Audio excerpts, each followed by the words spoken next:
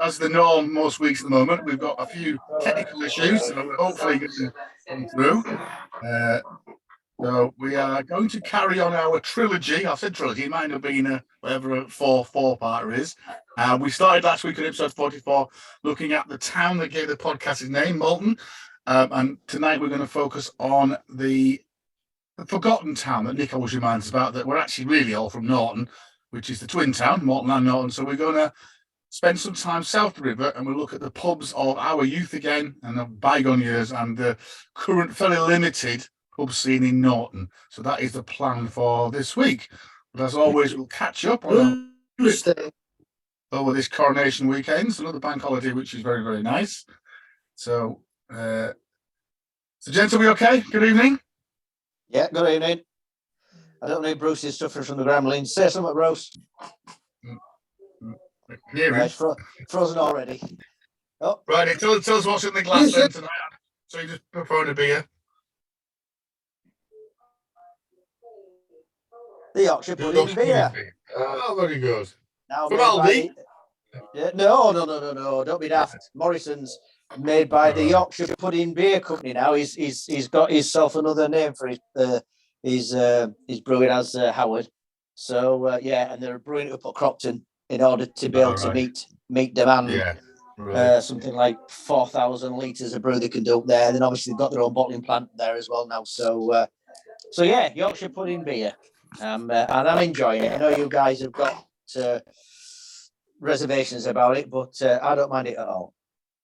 Yeah, it's good. As we mentioned last week, I think it just announced that they've got a contract with Aldi, so the beers are in Aldi. How much was it in Morrison? Can you remember? I've had it a couple of while. It's one of those I think you get £4 for £6 in it, something like that. Right.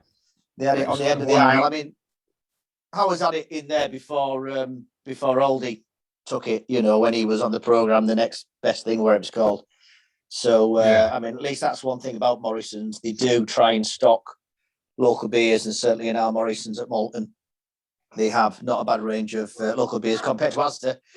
But obviously, Asda isn't Yorkshire anymore, is it? Asda's owned by the Americans. I suppose Morrison's owned by the Americans, but at least they still keep to, try and regional produce. So, I tend to get my bottled beers from Morrison's now rather than from Asda.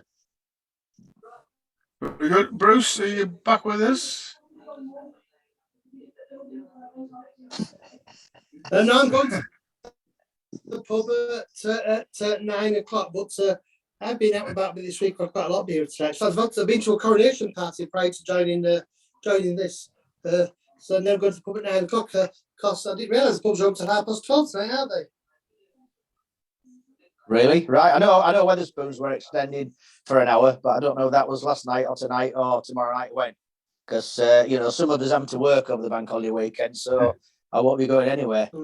No, I think they've been given quite a good time. I think it was earlier opening and later closing as well all weekend. So good for them. And I'm the same. I've just had a beer actually. I wasn't sure if we were going to have a beer, but I've had a fair few the last 2 nights as well. So I've been in the garage and I've got the last of my Thornbridge collection. This is Save the Lead Mill, which is an IPA which they did in collaboration with the Lead Mill, which I think is in Sheffield, isn't it? Which is due to close down. So it's I don't know whether it's an old can, but it's poured pretty flat, which will be a little bit of a theme this evening. And we'll talk about my Coronation beers, which I drank yesterday. So beery highlights. So again, Nick and Bruce, and so we've all been out. I've had a couple of beers out and about this week since last time we met. So I think, Bruce, you're kicking us off. So I think we're on your usual tour around some of the villages on the outskirts of York over the weekend. Well, last night we started off at Elvington at the Grey House. Is it the Grey House? Yes, the Grey House, yeah. Where there was a coronation party in full swing, including a large delegation of people in 1940s RAF uniforms who had been to an event at the Air Museum, Yorkshire Air Museum. So it was a cracking atmosphere in there, I have to say. Bunting everywhere, they were all there. And then the beer was superb too. They had some Hetton Pale on. It was absolutely stunning. And then we went across the river, went to the village next door. I mean, they've actually joined about Sutton on Derwent. Nick's been there with us in the past, haven't we, to the St Vincent Arms, which used to be Fuller's most northerly pub. It's no longer owned by Fuller's, but it's been the same family for a lot of years. Beer Bridge, fantastic. It's a cracking country pub. It's quite an affluent village, and the pub's really well maintained. And again, the beers are absolutely astonishing there. Forgot what I was drinking now, actually. London Pride, yes, London Pride. It was in fantastic form. 480 pint, which was getting a bit steep, but it was in amazing form. But I've said earlier in the week that we had some friends from Lancashire for a day, so we visited a few pubs. I was at the Minster Inn on Marygate on Wednesday evening. And I have to say, what an amazing deal they do now. We didn't have it, but we're going back Monday to Friday from 10 till 5 now. You can get their own pizza. You get a pizza, a pint, and a side for £10, which is really quite astonishing value. We're drinking Ilkley Blonde in there, and that was great in great form as well. And then did you manage to get in, Bruce? Because last two times I've been there, Bruce, basically I had the door closed in my face. Oh no, we're full. Well, yeah, on a Friday. Well, we did notice you have some tables reserved, and then on a Friday and Saturday night, like you say, if you don't have a table reserved, which is very peculiar, if the pub's full, he doesn't let you in. I don't know if that's a good thing or a bad thing, really. I mean, it's a bit annoying if you meet, because the trouble is, you can get in, if you arrange to meet friends, you can be in the pub, they can go, and then they can't get in. So it is very strange. I mean, obviously, it was Wednesday tea time. I don't know of any pub that does that. But it was turning out again, we sat down and couldn't get in the little bar. It was doing table service. So he's trying to kind of do a high-end, comfortable offering. And I suppose half of me thinks, well, it's a good thing, really. He's kind of putting people's comfort before profit. But like you were saying, Nick, it is a bit peculiar, especially on a Friday and Saturday night, because if you feel you could have put and can't get in, you're going to go back. But nevertheless, the thing is, obviously, it's a bit out of the way as well. So it's not worth the 10-minute, quarter-hour walk out there if I'm not going to be able to get in. So I don't think I'll be bothering again, to be honest with you. No, I'd say I'd have to book a table to get in, wouldn't you? Nevertheless, it's a really nice pub. It's a 1, 2, 3 room pub with an old-fashioned hallway, serving hatch, classic little boozer just through the museum gardens. Always great selection of beers on in there as well. And I say that pizza deal's great. And then from there it's the Acon, and actually I already drink Brew York beers, but they have Brew York Karma Chameleon on. And I said we've got 2 pints of that and half a cider. It was only like £10.80, but I think the Brew York, it was about £4 a pint. And that was really yummy as well. So yes, then tonight we're going to participate in more of Mr. Smith's beers and see if the pubs open on the usual. So no, so I have to say I've not had a bad pint all week, which is great, really. Yeah. And actually, we had 5 minutes to spare before I went to the restaurant. We did nip into Wetherspoons and had a half a saltaire blonde. Even that was quite nice as well. So yes, I've not had a bad pint all week. So that's good to report. Well, I'm afraid I can't report back quite the same, but I'll leave mine for now. Nick, you've sent a couple of pictures in this week, so you've been up to Whitby. Yeah, I managed to get up to Whitby yesterday afternoon. It was busy. Obviously, with being a bank holiday Saturday, the Abbey Brewery was ticking over very nicely again. Just managed to get the last table there. Managed to get a couple of quick ones down me, so I went on the IPA to start off with. And then I had their Jet Black, their licorice and chocolate flavoured stout. So yeah, it was ticking over very nicely there. It was a bit. Oh, no. Hang on, you're just going to mute. I might not. You're on mute. Just to mute yourself. Sorry. There we are. Still on this podcast game. Can you hear me again? Right. Yeah, we've got you now. Yeah. Sorry. Yeah, so a couple of quick ones in there, and then we went to it's a chain pub. It's a Marston's pub, but it was all right. It's called the Penny Hedge, which is the Marston's have built sort of a hotel up on the just inland on the South Cliff, and yeah, it was okay for a chain pub. Sadly though, they were serving Wainwright, which was fine, and they've got some lovely decorative glasses now. And you sit there and I'm a lover of the Lake District, and so you've got all these names listed and all the lakes shown on there. It's just such a great shame that it's not actually being brewed in the lakes anymore, and they've now getting rid of the Jennings Brewery, which is a bit ironic, really, that they're still putting money into making these fancy glasses and promoting Wainwright, the taste of the lakes and the beer of the lakes, and yet they're quite happy to get rid of the brewery up there. It's a shame. Well, Wainwright was always Thwaites. Wainwright never was the Jennings brew. It was the Thwaites beer, Nick. Thwaites brew was always traditionally brewed in Blackburn. All right, yeah, sorry, Bruce. Yeah, you got me there. Yeah, yeah. But anyway, it's still tagged, you know, the beer of the lakes. So, I mean, I suppose they could have. Thwaites is closed now. Thwaites is closed now as well, isn't it? So, you know, they want to promote a beer of the lakes. They could have maybe carried on brewing Wainwright at the Jennings Brewery, because I understand Wainwright is on the top 10 of most popular beers. I know when you've put those league tables up before, Mike, I'm sure Wainwright was around about 5 or 6, wasn't it? So it would have been lovely if they thought that Jennings beers weren't making any money anymore to at least brew the Wainwright in Cockermouth, where the Jennings Brewery was. Yeah, I'm just saying it doesn't say. It just says Carlsberg Marston brew Lancaster Bomber and brew Wainwright. It doesn't say. I just still say maybe brewed in Blackburn still. At what was the Thwaites Brewery? Yeah, it doesn't say exactly where it's brewed. Yeah, Whitby. So I'm looking forward. I've booked a few days up in Whitby for May, so hopefully I can get a few of those beers pubs again. I don't think there's anything new on the scene, but it'd be good to visit. I think me and Nick we did a podcast about Whitby. Probably in the mid-20s, I think we did, didn't we? And we actually went to a couple places that we'd have not been to before. And I know that the Opinions, or it's the Beer Longings now called, the guy that was doing the Beer O'Clock show, and he's now got 2 new colleagues, and one of them had been to Whitby as well, and was talking again in lots of things about how good the brewery is, the brewery tap, and again we covered that ourselves. So my mixed week then. So I was working late on Thursday. So I stopped up in Bury. So it's a bit out in the sticks where the hotel is, where you travel lodge. It's kind of in a bit of a kind of retail park, but there is a Green King pub next door, which is typical Green King with a what do they call those playgrounds, bungle jungle or whatever they're called. And I'd noticed before. I've not been first time I've been in. It's got cast mark on the door. I thought, get in there then. But again, walked in there and found that again the theme really of the 5 pumps, there was only 2 available. And the option was either GK IPA or Speckled Hen. And I guess I could have gone for a Speckled Hen, but in the end, I went for a pint of Guinness, which is actually quite good. Actually, that was $4.50. Yeah. But there's a Nasda across the road, so I nicked Nasda, and they do some quite good beer things. So those they do. I guess it's their own brand. I don't know what it is, whether it is or not. It's the cheapest beer they do. It's $1.85 for those 500ml bottles there.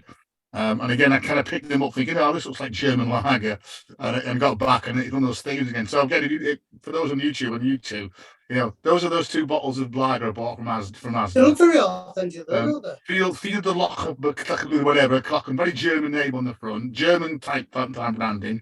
It's actually said, don't you see it there, brewed under Germany purity law, and then you look at the back, and it's actually brewed in France. So it's not just in the UK where we get hoodwinked by the brewers. So yeah, that was not a great start, but thankfully on Friday, it's been a while since I've had a Friday night because I'm normally away with a band playing, but I had Friday night free, so we went into town, and again just really went to the 2 locals, the Hot Water Cellar, and then tried a few beers. Again 3 beers, just had 1 pint and a couple of bars to try some, and then across to Mellards as well. Actually, we've been talking about Budvar. Actually, the pack of Budvar, which is very nice, actually, in Mellards. Again, price is not too bad. Managed to get some Neon Raptor, the weekend project. A very interesting Bidar also brewing, which they've done a collab. They're a Spanish brewery, which is quite interesting. And then again, if you're on YouTube, went to Wetherspoons yesterday morning for breakfast. And this Wetherspoons in Newcastle, under Lyme, there's no much heaving. But the Coronation was having a bit of an impact. So that was about 11 o'clock on Saturday morning. Yeah. You can see actually they had the Coronation on in Wetherspoons, and they don't often have tellies on, but they do without any sound. But you can see how quiet it was, and it was pretty I was quiet. in York City Centre yesterday morning, and I went with back to some pork pies for us watching Coronation with from the Shambles Butchers, and York City Centre was very, very quiet. I think economically, it probably wasn't a good thing, the Coronation on the Saturday yesterday. A lot of business would be quite cross. Yeah. Anyway, then I mentioned that for Saturday, actually all this weekend, our local cricket club just down the road there where my nephew plays, they were having a ale and gin festival. So as promised, went along there. Mentioned that I'd not seen many. To be honest, I haven't seen many Coronation Beers out in the pubs I was in on Friday night. There weren't any Coronation Beers on it. But anyway, thankfully, at the cricket club, they were offering us, well, with the exception of London Pride, they were offering us 6 Coronation Beers. So again, just run through. There was Wadworth King's Ale, Green King Coronation Ale, Fuller's London Pride. Not quite sure where that snuck in, but there we go. There we go. Theakston's Crown and Glory, Mansfield England's Pride, and Timothy Taylor's Celebration Ale. So I dutifully ticked them all off. I think I actually mentioned a pint of all of them. A little bit, I know I said to you, Nick, to kind of message you a couple of things. Ups and downs slightly. 3 of them were on hand pump. So the Fuller's Pride, the Mansfield, and the Timothy Taylors were on hand pump. And then the other 3, the Wadworth, the Green King, and the Theakstons were on just straight from the barrel, typical kind of beer festival barrel. But I've got to say, unfortunately, the staff were probably not used to kind of serving that kind of beer. And so you can see with that picture at the top there, the Wadworth was okay, but it was very, very flat as it came out of the bottle. So I've got to say that the Timothy Taylor Celebration Ale was the pick, really. I've got to say, they were all fairly bland and kind of, I don't know, really. Nothing really kind of jumps out. I mean, because Wadworth beers are quite lovely, aren't they? Yeah, I mean, that Wadworth there is supposed to be a golden ale with floral and citrus aromas, and you can see it was flat as a pancake, and it looks like standard bitter, really. The GK Coronation Ale, again, was an easy drinking golden ale. Theakston's Crown and Glory, a royal brew with honey and blackcurrant. Didn't really get much of that. You got a little bit of a taste there. England's Pride was a kind of typical kind of Midlands kind of bitter. But I've got to say the Timothy Taylor Celebration Ale at 5%, which I started with probably the strongest, was the pick, really. And I ended up having 2 of those. And at $3.50 a pint, again, as we mentioned, it was probably going to be cheap, so it wasn't too bad, really. And I see they also managed to get the son on he's revving up for his kind of first legal pints. So we're just not quite on that ball, but we got him on some Timothy Taylor's Landlord. Because again, I think it was my brother-in-law went to the bar and asked for Timothy Taylor's, and even though they had it on hand pump, he ended up coming back. He said, "They've given me 2 bottles for some reason." I said, "No, they've got that really wrong anyway."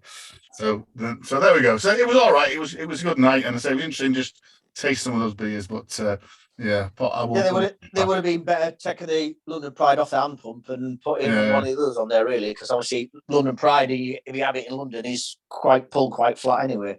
Yeah, I wonder whether they have that on a more regular one of their lines. I think. I mean, they always have 3 hand pumps on, which is always great, actually. And again, it's pretty cheap, but there we go. So a quick rattle through beer news. We've mentioned a couple of, we mentioned last week about Samuel Smith's. I've got obviously somebody new in charge of the social media because they're putting out quite a lot of tweets and things. And we mentioned this pub before. I think, Bruce, it was one of your choices. The Old Cheshire Pub in Fleet Street is one of the pubs in London, and a flagship Sam Smith's capital. Oh yeah. And of course, they have as you walk in there, they have this plaque saying that the pub was rebuilt in 1667, and then they list all of the reigns of all the monarchs. So they are here writing in. So at the bottom of the list, they're adding Prince Charles for those on YouTube. So that was quite a nice little thing, really. The Old Cheshire Cheese Pub, Fleet Street. Today we pay tribute to new king by updating the sign. King Charles III is the 15th monarch to have arranged the pub was rebuilt 306 years ago in 1667. Celebrate with us at this amazing old pub. And noticed a couple of other kind of picked up some, time out. I think it's about London pub and somebody else who talked about pubs. And it always comes up the Cheshire Cheese, doesn't it, as one of those kind of pubs that you've got to take off. A lot of the pubs up Fleet Street aren't only open on Saturday, though, are they? Because obviously they only open in the city for when people work in Monday, Friday. So that'd be interesting they were open then. And then, Bruce, you picked up this one, that the Star, which is kind of Sheffield's regional paper. They listed all of the. I think it goes a bit wrong here. It says 16, but they actually listed 17, and they got it quite wrong. And they ranked the Wetherspoons in South Yorkshire from best to worst. And again, so again, if you're on YouTube, the actual number 2 is not number 2, it's number 1. So the best Wetherspoons, and I think they did this on Google reviews, was the Red Line in Doncaster, which I'm going to say I've not been to. In fact, Doncaster, I'm doing a lot of drinking in Doncaster. And the bottom 2, I think, were both Sheffield pubs, in that the Banker's Draft was ranked. It'll be 15th there, I think, out of the rank. And the Rawson Spring, which in Hillsborough in Sheffield, was ranked at number last one, number 16. So I find it quite incredible that there's actually a pub worse than the Bankers Draft, because that is a godforsaken place. It is filthy. It's your matter of opinion, Bruce. Your matter of opinion. Gathering place for near Wells at the very least. Yeah, I've got to say, when me and Nick went there, when we neglected, isn't it? When me and Nick went on our Sheffield crawl, we actually went there, and actually it wasn't too bad. The beer range is quite good that night. We had something to eat in there as well, because again, I think you flagged it as being one of the worst places in Sheffield to eat. And actually, our experience was bad. It's a big old pub. I know what you mean. It's in the middle of the city centre, so it does get round. And I think, as always with Wetherspoons, there's sometimes not a lot of great glass collection going on. And again, I probably would prefer to go to what's the other one, Nick? We tend to go to the John Huntsman or something, isn't it? Benjamin Huntsman, is it? Huntsman, yeah. And of course, next to where John Lewis used to be, or still is. And there's the Waterworks. There's actually two Wetherspoons very close, and in fact, they're not miles away. I mean, Sheffield's quite, it has got quite a lot of Wetherspoons actually in Sheffield, even in the centre there, because there's that other one that is across the road there as well. So that's our normal kind of spoons week. Good working class city, so you might not necessarily these white collar civil servants who prefer to go to these. We mentioned last week that there'd been quite a bit of news about black sheep, and that continued. I think as we were talking, it kind of coming out. So we'd mentioned it, I think, in our first episode back, that there was administrators, BBC were running a story that they'd appointed the administrators. There was a bit of a pushback saying, yeah, we're still brewing now. Sean down at the Maltings, he kind of, again, tweeted about this. Well, the Yorkshire Post ran something.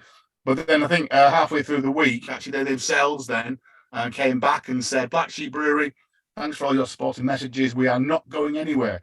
We have just had 22 tons of malt delivered and are busy making more beer and can supply everyone as normal.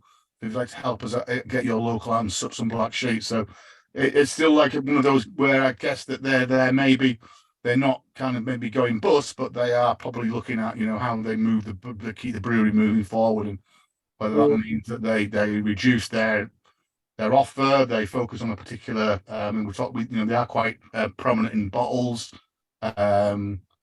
Black Sheep again is a beer you do find quite a lot, don't you? They have quite a lot of leverage with quite some of the big chains. So you often see Black Sheep as a bit like not quite Doom Bar-ish, but it is quite prevalent, isn't it? So we'll watch that one, I think, with as we go forward.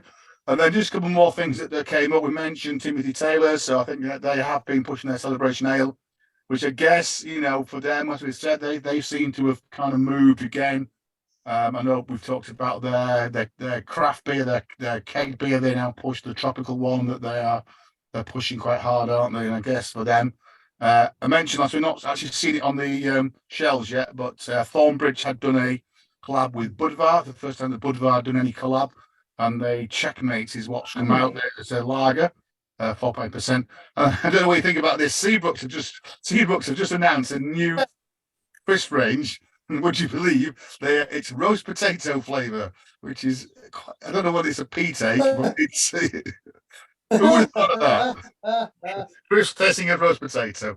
And that's a collab with Aunt Bessie's, who again seem to be quite prevalent, don't they, in whacking their name on anything, including beer. And I think somebody had said straight away Northern Monk will be doing a version of this too. So we will see. So that's a bit of beer news. So let's focus on Norton. So as it mentioned last time, and again, I'm going to pay particular homage to a resource I mentioned last time, the pubs past and present of Morton and Norton. We did mention that list, 68 pubs. I've actually came across a new resource this week, which is called the Lost Pubs Project, which I think I've come across before. But again, if you are interested in your local area, it's got a huge database, 42,000 lost pubs and 29,000 plus photos. It's really a great website. It's organised in counties, and you click on counties and you get the individual names of towns. So Morton Norton has its own page, and again lists lots and lots of pubs. And again, having lived in Malton. Well, Nick's lived in Malton for 50 odd years, and I've been to Malton for that long, not lived in it that long. I was amazed. We want one or two of these that I kind of I guess that was a pub. So I don't know whether you guys were aware of this.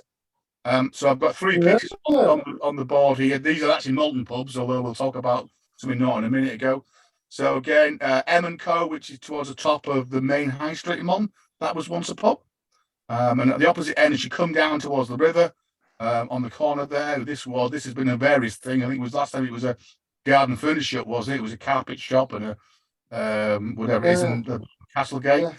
And then again, as you come into Malton, across from the Talbot Hotel, again the old Talbot, which again I guess you get because it's got it over the shop name. Which again, I've got to say I wouldn't have known that. And that's the little ginnel goes up to the back of the Green Man, doesn't it? In the new posh yard. So M & Co was as a building now was the Castle Howard Ox, up until I think the early 1900s. But that was then the first supermarket ever in Malton. That was it Lipton's? Lipton's, yeah. And before that, there was the Meadow Dairy. Yeah, the Meadow Dairy.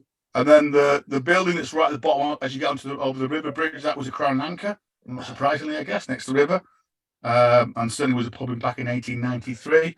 And then I say the old Talbot, which is is that not what street? That's not Sprinkle Street, is that? What's that street called that goes up?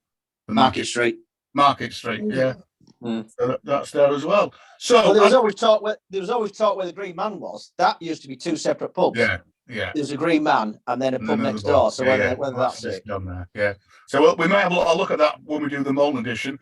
So as I mentioned, Malton is actually really made up of two towns, Malton and Norton. Malton sits to the north of the river. Norton sits to the south of the river being the old ridings boundary between the north and east riding. We mentioned last week that Norton actually is slightly bigger in terms of population, but it's mainly a kind of dormitory town, a residential area. It's got small commercial, one kind of main little commercial street, which is the high street, with a range, I guess. I mean, it's not unique, but I mean, they're all independent shops, aren't they? Pretty much down there. I don't think there's any. Well, there's a couple of like little supermarkets, isn't there? But actually, most of the businesses are the pet shops and the hardware shops and the butchers are all independent, which is quite nice. Couple of butchers. Yeah. There's no longer a bank. There used to be a couple of banks down the street. There's no longer any banks down there. And as I said, unfortunately, there are very few pubs, although there were pubs in the past. So again, if you're on YouTube, the map there just links that the Malton and Norton are together. Even in the old days, you were driving to Scarborough, you would have driven through both the towns. As you cross over the river, you enter Norton. And again, quite ironically, the actual station, the railway station in Malton, is actually in Norton, which is a little bit confusing, but it takes Malton as its name, although it's not. It's in Norton. And the same with the bus station as well. It's Malton bus station, but it's not. It's in Norton. So anyway, don't want to confuse too much. As we mentioned, both of those are pretty central. So again, certainly the three pubs we're going to talk about today, there would be probably about a 10-15 minute walk from either the bus station or the rail station.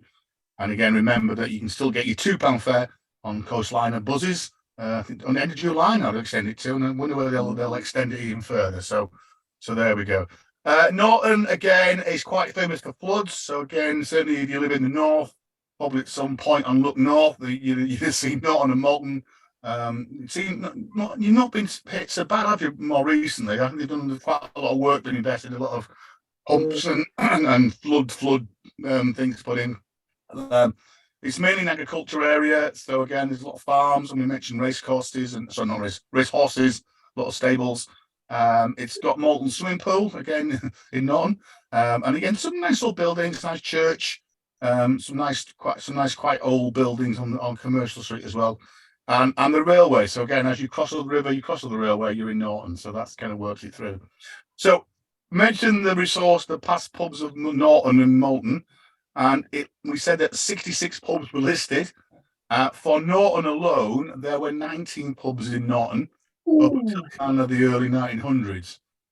So it's been quite a change around. There are currently, to my reckon, only 3, and maybe one or 2 clubs, which are working men's clubs. So again, it's quite limited, and certainly compared to Malton, much less of an offer, really. So we're going to have a look at some of these, but I say, some of them I think I kind of knew about. Some of them are quite new, and certainly the last one there is an interesting one. That again, I didn't know that was a pub, but we will come on to that as we go through. So the first two are, well, one pub that we did frequent, and then one that certainly I never went into. But I think, Bruce, you actually your first house was quite close to this pub on Scarborough Road. If you look on YouTube, on the second picture on the left, I lived in the house directly to the right of what was the disused pub now, the black and white tin building. I lived in the house next to the right there at Scarborough Road. And I do very, very vaguely, Dad was a big drinker, but the pub next door and lots of table went to the Balaclava pub, did closing nights in two, and I can just very, very vaguely remember going in and being there. It had that wonderful old pub smell on getting out. And I do remember there being quite a dark pub inside with a hallway and a couple of rooms. How much would it have been? 4, because it closed when I was 5. I can just remember going in and being thinking it was quite a fascinating place. And I do vaguely remember being upset when it closed. So yes, my old house on there as well. Lovely. Yeah, so that was the Balaclava. I think it was called the Bay Horse before that.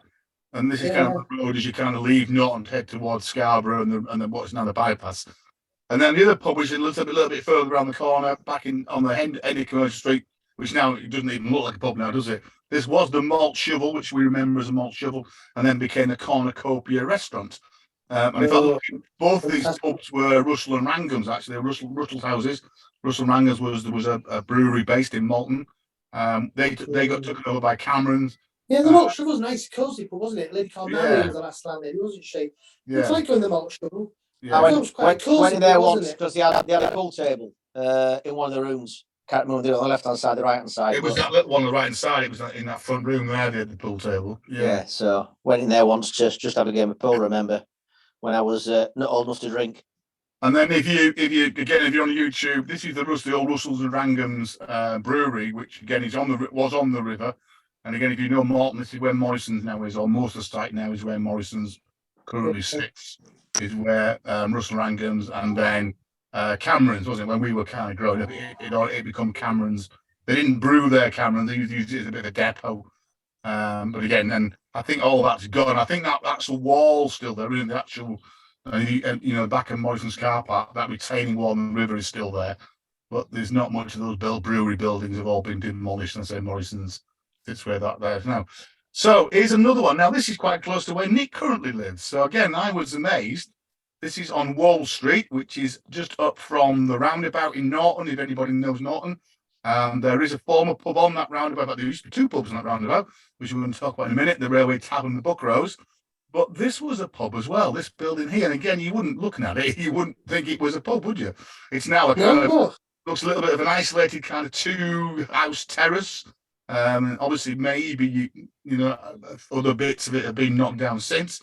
But yeah, this pub was apparently called the Pear Tree, and was called as a beer house in 1854, but was no longer a business by 1864. And now it's a private house. So that's the thing. It's these beer houses, isn't it? Which literally were somebody's house who made beer, and you'd sit and have it in the front room, or you'd take it away with you. That'd be quite nice, nipping down there to your local, wouldn't it? I bought a 2-minute walk from your front door, so that'd be quite nice having that there. Or going down with you. I think you often send the kids down with a big enamel jug and eating it for look. So interesting. So again, so as we said, there were these 19 pubs that were listed. Again, most of them, some of them were still on that list there, and actually not quite knew where it was or where it was actually positioned, just the name of it was recorded. So I mentioned that on the roundabout in Norton, there was the Railway Tavern. Again, this has been a pub fairly recently, isn't it? And it's been through a number of times. The rail landmark, wasn't it? Yeah, and it's been through a fairly range of things. It probably wasn't a horn that we used too often. We probably went in there, and I couldn't remember in summer for some reason. It had a pool table again in that bottom room. And I think, if I remember, it was a Cameron's pub, I would have probably thought. We were younger. It was, yeah. It was probably a little bit rough pub, wasn't it? And again, it wasn't the nice pub, but it wasn't comfortable, was it? Yeah, a bit strange. And so the Railway Tavern was formerly the Bay Horse, and then the railway. When after the railway came, again, quite an old pub. in that it was around in the mid 1800s when it changed its name when the railway arrived in 1845. And then across the way from that is one that me and Bruce were kind of debating last week, was the Buckrose Hotel, which again I probably only ever went in once or twice. But this is the Buckrose. It's now run by a charity. It's next to what was the first parish church, and then now where the swimming pool is. So again, if you're looking, the picture on the left of that is where Norton swimming pool is. A massive building. This I got a picture of it that way. And you look at that. It's quite a big building, isn't it? And obviously, it's got an archway, which again suggests that it was probably a coaching house. And it says there that it was, I think, 1899. It was kind of built by somebody called Searle, and I think a lot of the early landlords were called Searle as well. That kind of went on. I have got somewhere a picture of it. There we go, in its heyday. When I think next door was the Searle's store, Searle's and Son store. So there was a shop on the other side of it, and then the Buckrose Hotel, which again is. Oh, look at that signage! Isn't that amazing? Yeah, quite prominent, that, isn't it? It's interesting that that's kind of there. And again, I guess it was quite a busy place and commercial travellers, etc. Again, you can see there's gates on the arch, which you get where the horses went in and the carriages went in, and again you can see horse and carts outside the front here. Yeah, so but again, unfortunately, that was, I don't remember it. I mean, it must have been closed 40 odd years or so now. I don't think it says on there when it closed, but again, Nick, I don't think you ever went in there, did you? Not but I remember it as a pub, but I didn't go in there to no, can't remember going in there. I just remember having a long corridor with all those rooms at the back that, and it seemed to go on forever and ever, and it was always a bit of a strange place, really. So that was the Buckrose Inn. I remember it going. Yeah, I would think it was quite a popular pub. I remember. Yeah. Quite a popular pub. So a bit further down on the other side of the swimming pool, as you head back towards where the railway is, there is another building, which again was another public house. Again, this has been a cafe. I think it's run by a charity now. It's opposite the garage in Norton again. So have you ever been? Well, it was a jockey club as well, wasn't it? Yeah, jockey club. Yeah. So this was called the Griffin, which again was news to me. I'd not heard of this one. And it closed in 1967 as a pub. Was built and opened as a beer house in 1860. Was given a full license in 1873. It closed in 1967. And again, interestingly, and something that I didn't know a lot about, there was a Griffin Brewery in Morton as well. So Griffin Brewery established in 1793, changed ownership many times during its existence, and was closed in 1879.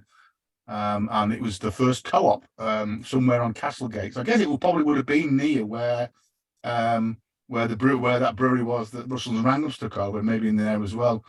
And again, it's now what it says there. It's now Woolland's Good Factory. I don't know how old this is. This thing, but again, another building that once was a pub, unfortunately, no longer is. And then this one really got me, so this is Malton Station from the other side, and there's always been a cafe here, and I think it still functions as a cafe, doesn't it?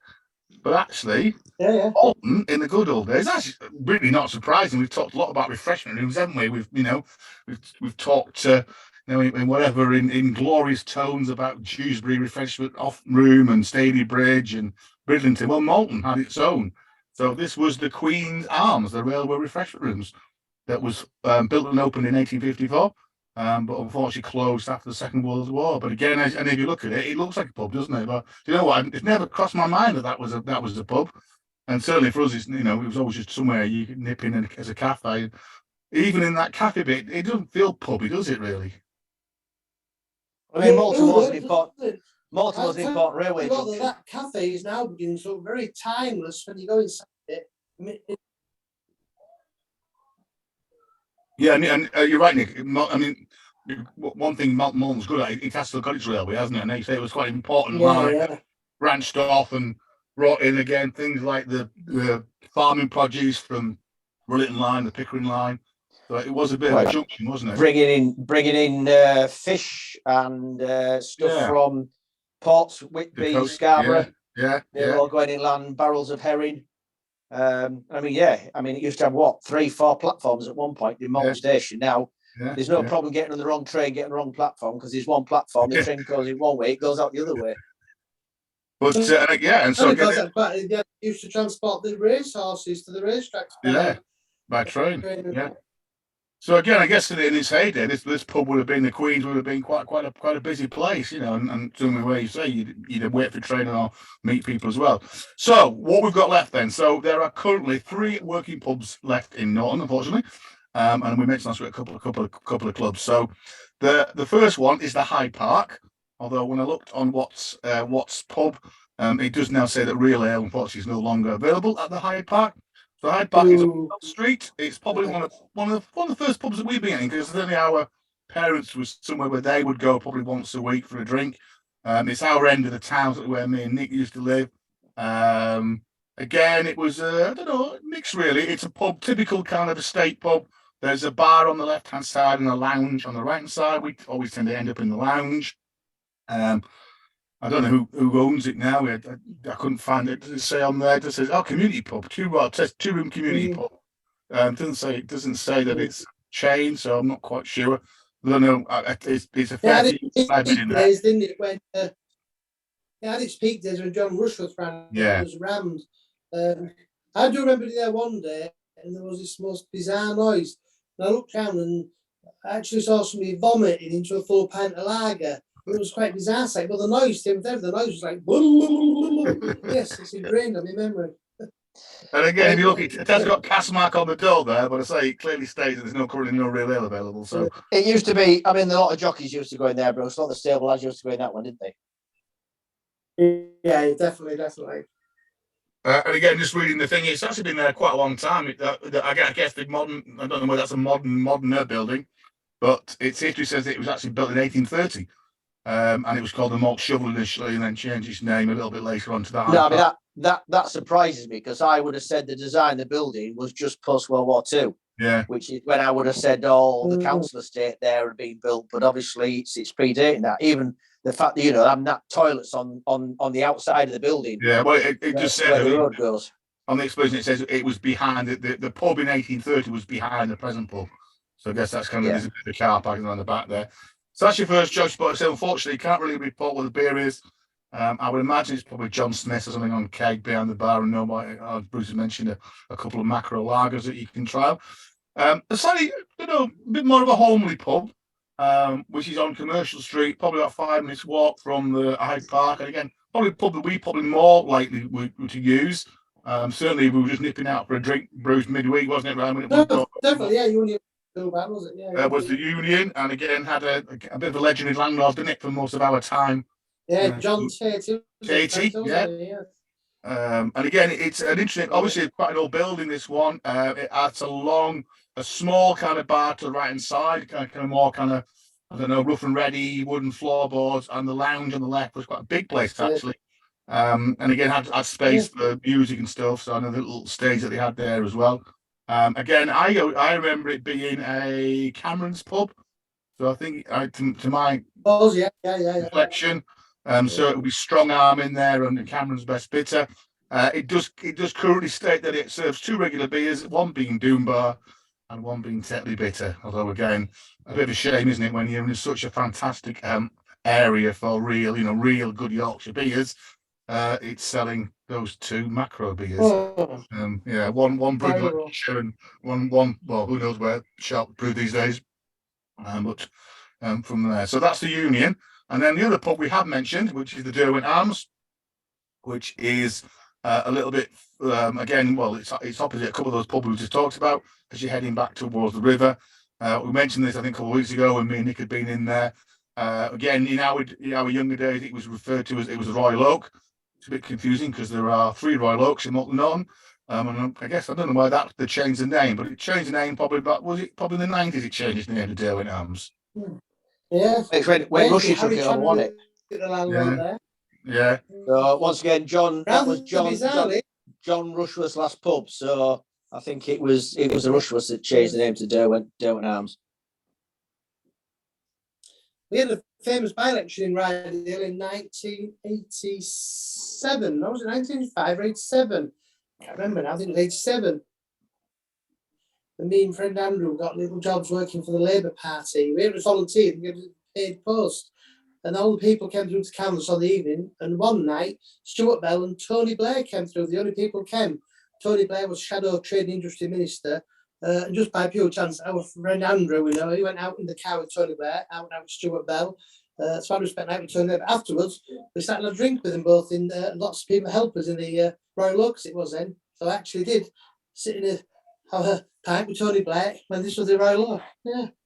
So as I mentioned last very week, nice fellow he was as well, I have to say. Very nice bloke indeed. Yeah, this was a Tetley's pub, I think, for most of its heritage, but more recently it's a bit more of a, I think it's a free house, or I don't know whether it's got a particular. It's Marston's. Marston's is it? Yeah. I would say there's a bit of debate about whether it does serve beer. It claims it serves 2 regular beers. We have had some cask beer in there. I think me and Nick had a landlord in there, but the last time we were in there, I don't think there was anything on, wasn't it, at all? There was all the pumps were turned around, and went up on Guinness, didn't we? We had the Guinness, yeah, which was okay. But yeah, big pub again. Quite a younger kind of crowd in there. Again, they do quite a lot of big screens for sport, etc. Have darts and pool tables, etc. Quite a big area at the back as well, a big outdoor area as well. So unfortunately, the kind of beer scene in Norton's a little bit limited. So you've got 3 pubs. Then we did mention that again, even though it's quite a small town, there were 3 quite successful working men's clubs: the Morton Baking Factory, which again has closed, the Railway Club, and the Bright Steels. And again, we mentioned the Bright Steels Social Club, which is still available, still open there as well. Still looks quite lively, bunch in there as well. Some interesting acts that they get on. I did notice this Saturday they've got the Susie in the suit on, which is an interesting those on YouTube. And a regular is an old fat old comic who sings a bit. Somebody called Mark Ritchie does a regular Saturday night there as well. But I did notice there that their membership fees for this year were £20, which is an absolute bargain, isn't it? Look at that, £20 for your membership. And I guess that gets you quite a discount on your beer as well. So yeah, so unfortunately it's a fairly limited beer scene in Norton. Look, I want to say goodbye now because I've got to go meet my friend down the road. Right, Bruce. All right, have a good one. Have a pint for us. I'm going to Preston next Saturday, so I shall take pictures of all the pubs we go to, and we'll see you on the next one. Right. See you, Bruce. See you later. Right. Bye. So Bruce is off across the road to the Crystal Palace to have some samples. I don't think I'll be doing Coronation Beer. So it's a fairly short one tonight, but again, we thought it would be useful just to kind of again pay homage to Norton. I think we've done that a little bit. I think just a shame that it's meeting. Let's just get rid of these gone.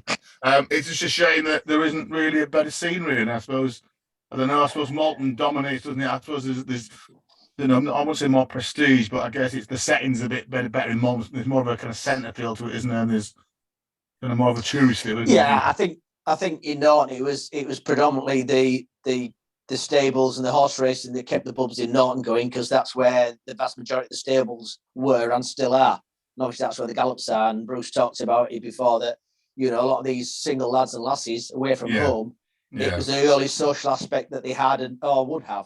And I say now that the racing isn't as predominant or prolific as it used to be, and also, a lot of stable lads and lassies have got cars now; they can get out and about. Whereas going back 20 or 30 years, they were young kids, 15, 16, 17, often coming from very poor backgrounds. This is why a lot were Irish, and obviously that's how Bruce's dad came over here.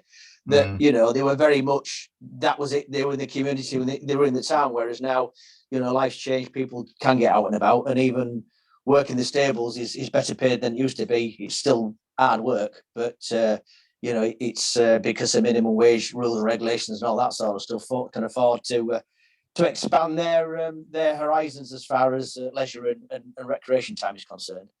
Yeah, and I guess I know somebody was I read one of the local groups were talking about they said they did into Morton, I think, one night this week, and it was absolutely dead. And people were saying it used to be such a great lively place on a Friday, Saturday night, and people we would set up, wouldn't we? We'd probably call into one of those 3 pubs in Norton, and then cross the river and go over to Maltland, and sometimes have a drink on the way back down again. And that culture just isn't there anymore, is it? Like you said, it's too much variation. Obviously, we have got York and Scarborough, whatever, half an hour each way away, and that whole drinking, pub crawling culture that you probably had back in the 80s and 90s has just gone, hasn't it? Supermarkets and beers and the price of that, compared to what you could drink at home and just the variety of things you can do. So I think, Well, yeah, once again, a lot more younger people have actually got their own homes now. So, they've sacrificed going out Yeah. to go to the supermarket, getting a shed load of cheap beer, and then having their mates round at home because they've got all the entertainment they want as well. They can do their own karaoke. They've got Sky Sports. They've got music videos, everything they want. And by, going to the supermarkets, now that Bruce has gone, we can champion Tim Martin again because he's been campaigning for years about bringing the cost of duty on down alcohol. Because how the hell can a pub compete with what supermarkets can afford to sell their alcohol for? Just can't be done. So I don't think we'd probably say rush. If you come into Malton, then I think our advice would be probably you don't need to go to Norton. Really, there's not a great deal in there that'll entice you, and it's likely that it's probably all the Union that you find any kind of real beer in there anyway. So the next podcast that we do, episode 46, we'll be looking at Malton and looking at kind of what you would now do and then what we'd recommend. And we talk quite a lot about the pubs that we tend to use in Malton, but we'll put that together as a kind of if you were going to come to Malton and you had a couple of hours. The kind of 3 or 4 pubs to kind of visit, really. So that's it, really. So again, as Bruce said, he's off to Preston next weekend.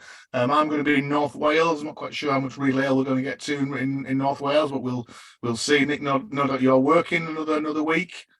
Right. And then I say, hopefully we might be able to meet up and do a bit of a session together, probably at the May week when sort of help up in Yorkshire as well. So hopefully that's been interesting. I say it's a bit of a different kind of feel this week, and not a lot to positive talk about really, but we thought it was worth doing.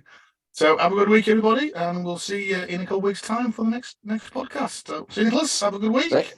Ching ching. Ching ching. All right. See you soon. Bye-bye.